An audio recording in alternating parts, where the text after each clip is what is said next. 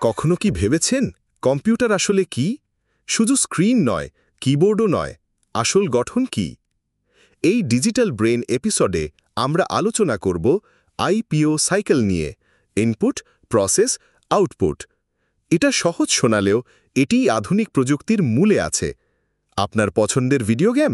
হ্যাঁ, সেও এই আইপিও সাইকেলেই চলে, প্রতি সেকেন্ডে হাজার হাজার বার।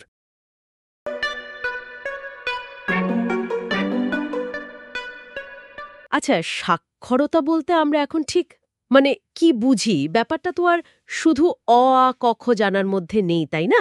একদমই না। কয়েক দশক আগে হয়তো ওটাই যথেষ্ট ছিল, কিন্তু এখন হ্যাঁ, এখন তো ধরুন কম্পিউটার ব্যবহার করতে না পারাটা প্রায় নিরক্ষরতার মতোই শোনা। ঠিক তাই। আর আজকের ডিজিটাল যুগে এটা একটা বিরাট সমস্যা হয়ে দাঁড়াচ্ছে। আর দেখুন, ঠিক এই বিষয়টাই আমরা আজকে একটু গভীরে গিয়ে দেখব।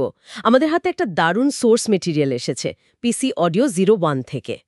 এটা এই বদলটা নিয়েই কথা বলছে, বিশেষ করে যারা ধরুন কাজের জন্য দরকারি ইংরেজিটা ঠিক জানেন না, শুধু মাতৃভাষাটাই ভালো বোঝেন, তাদের জন্য কম্পিউটার শেখাটা কতটা জরুরি আর কিভাবে সম্ভব সেদিকে আলো ফেলেছে।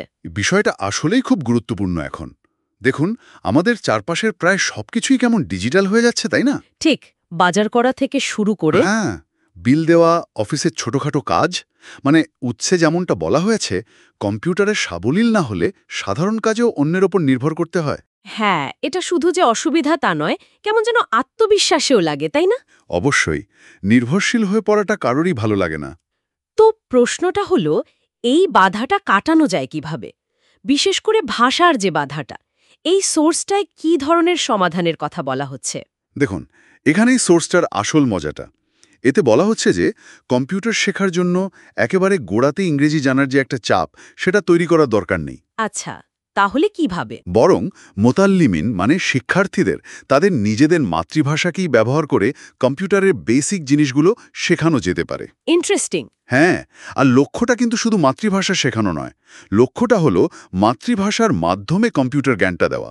তার মানে পরিচিত ভাষার আশ্রয়ে একটা নতুন টেকনিক্যাল বিষয় শেখা। হ্যাঁ, কিন্তু এখানে একটা প্রশ্ন আসছে মাথায়, এতে কি পরে ইংরেজি টার্মগুলো শিখতে সমস্যা হবে না?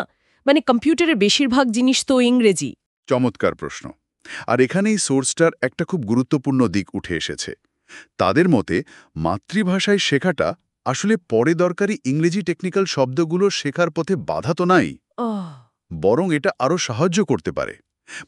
যখন মূল কনসেপ্টটা নিজের ভাষায় একেবারে পরিষ্কার হয়ে যায়, তখন নির্দিষ্ট ইংরেজি পরিভাষাগুলো মনে রাখা বা ব্যবহার করা অনেক সহজ হয়ে যায়। আচ্ছা আচ্ছা, বুঝতে পারছি। হ্যাঁ, সোর্সটাতে জোর দেওয়া হয়েছে যে শেখানোর পদ্ধতিতে দরকারি ইংরেজি শব্দগুলো অবশ্যই রাখতে হবে, কিন্তু সেগুলোর মানে বা ব্যবহার মাতৃভাষাতেই ভালো করে বুঝিয়ে দিতে হবে। এটা তো বেশ একটা অন্যরকম অ্যাপ্রোচ।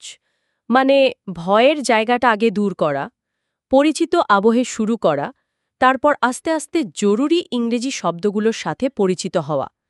আচ্ছা, এই যে উন্মুতাআল্লিম শব্দটা ব্যবহার করা হলো, এর কি বিশেষ কোনো কারণ আছে?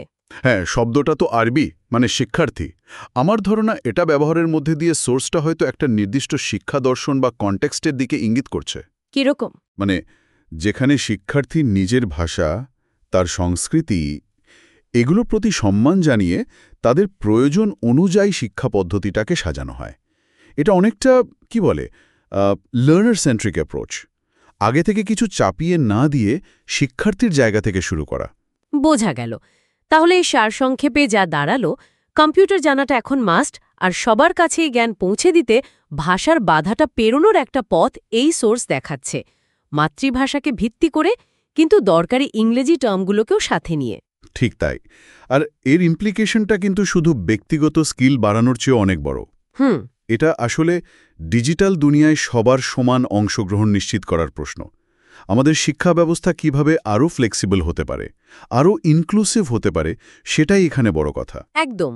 সোর্সটা আমাদের ভাবতে সাহায্য করে যে মাতৃভাষাকে কাজে লাগিয়ে কিভাবে টেকনোলজির জ্ঞানটা সবার নাগালে আনা যায়, যাতে কেউ পিছিয়ে না পড়ে। ঠিক। আর এখানেই ভবিষ্যতের জন্য একটা বড় প্রশ্ন থেকে যায়, তাই না? আমাদের এডুকেশন সিস্টেম কিভাবে নিজেদের আরও বদলাতে পারে, যাতে ভাষা বা আগের অভিজ্ঞতা যাই হোক না কেন, প্রত্যেকেই এই ডিজিটাল ওয়ার্ল্ডের ঠিকঠাক অংশ নেওয়ার জন্য প্রয়োজনীয় টুলস পায়।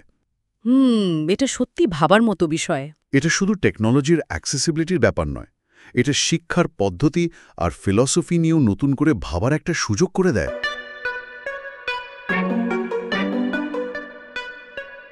আজকের শিক্ষণ কম্পিউটারের হৃদয় হল ইনপুট, প্রসেস এবং আউটপুট। প্রত্যেকটা স্মার্ট ডিভাইস এই চক্রেই চলে, অতি দ্রুত এবং ক্রমাগত। আজ থেকে চারপাশের জিনিসকে এই চক্রের দৃষ্টিভঙ্গি থেকে দেখুন। যদি ভালো লেগে থাকে তাহলে সাবস্ক্রাইব করুন এবং আপনার মতামত দিন আপনি কোথায় আইপিও দেখেছেন। আবার দেখা হবে ডিজিটাল ব্রেনের আরও এক অধ্যায়ে।